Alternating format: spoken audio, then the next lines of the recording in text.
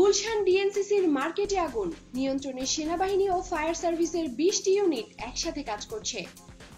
রাজধানীর গুলশান একের ঢাকা উত্তর সিটি কর্পোরেশন ডিএনসিসি মার্কেটে আগুন নেভানোর কাজে ফায়ার সার্ভিসের পাশাপাশি কাজ করছে সেনাবাহিনীও।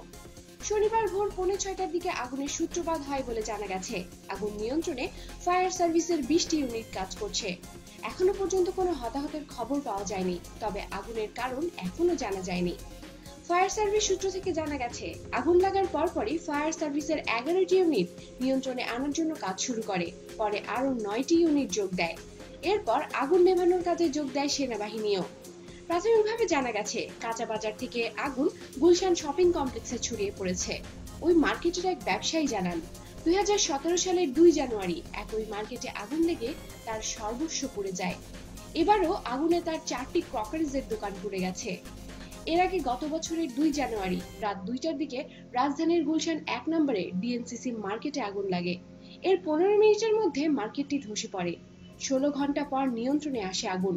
ভয়াবহ এই অগ্নিকাণ্ডে মার্কেটের প্রায় 600 দোকান ক্ষতিগ্রস্ত হয়। যেন আল্লাহর গজব নেমেছে দেশে, এবার ডিএনসিসি মার্কেটে আগুন লেগেছে। সাথেই থাকুন আর পরবর্তী নিউজ আপডেটের জন্য সাবস্ক্রাইব করে নিন।